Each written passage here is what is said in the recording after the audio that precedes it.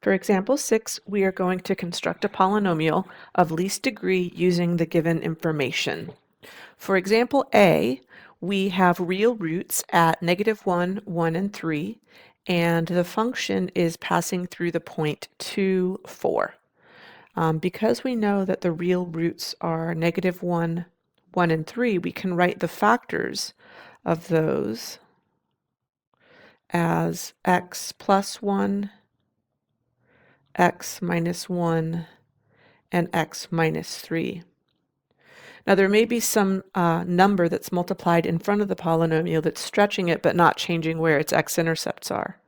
And so that's where we'll use the second part that's given to us. We know that when we plug 2 into the equation, so I'll substitute 2 for all of these x's, we should get 4 as the output. So I'm going to put 4 as the output here. We're trying to solve for a now. When I put 2 plus 1, that'll give me 3. 2 minus 1 will give me 1. And then 2 minus 3 will give me -1. So it looks like I've got -3 times a, or a is equal to -4/3. So that means that the polynomial that we're trying to find is -4/3 x plus 1 x minus 1 and x minus 3. I could multiply this all out, but this is good because in factored form it's easier for us to graph because we know where the zeros are. Let's look at a second example. In this second example, we have a root at -2, and we have also a root at 1/2, which has a multiplicity of 2. So that tells us that the function has a factor of x plus 2, and then x minus 1/2, but that's going to be squared because of the multiplicity. Whenever we have a fraction as a factor like as a zero like that, typically what we'll do is we'll multiply through by the denominator. It's more traditional to see this as 2x minus 1.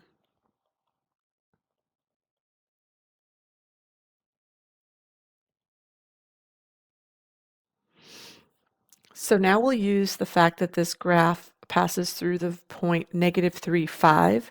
So the output is going to be 5 when we plug -3 in for x. -3 plus 2 is going to give me a -1.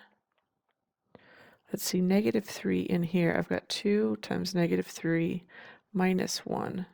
That's going to be -7, and then I'm squaring that. So I think this is going to be 49.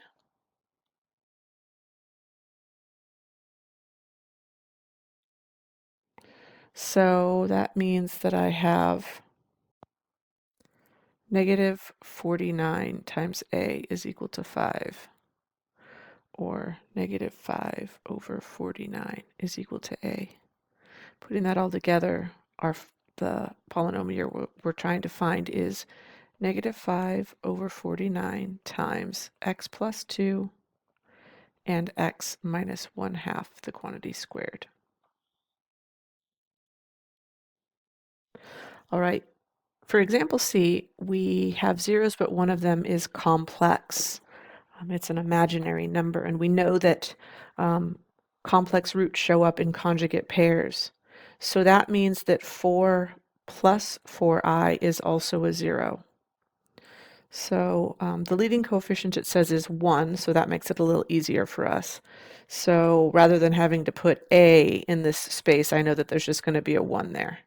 So let's write what our factors are. We've got x minus 1. We've got x minus 4 minus 4i. And we also have x minus 4 plus 4i. Let me simplify this a little bit. This will be x minus 4 plus 4i. I'm just distributing that negative sign here. And then I'll do it again for the second set of brackets over there. We also have x minus 4 minus 4i. We're being asked to write this in expanded form, so we're going to multiply this whole thing out.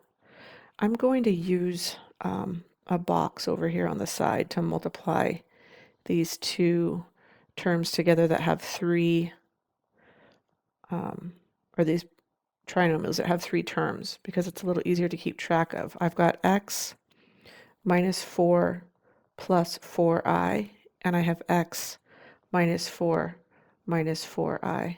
So I'm going to multiply things together in the boxes. So x times x is x squared. This will be minus 4x plus 4xi. This will be minus 4x plus 16 minus 16i. Minus 4xi plus 16i. And then minus 16i squared. All right. This guy I'm going to put first. So that'll go here, x squared.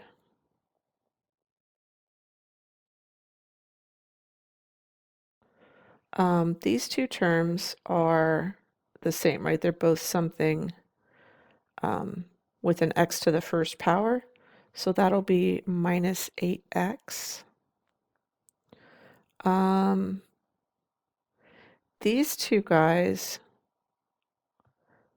get a different color here. These two are going to cancel each other right here. I've got a plus 16i and a minus 16i. Those are going to be canceled.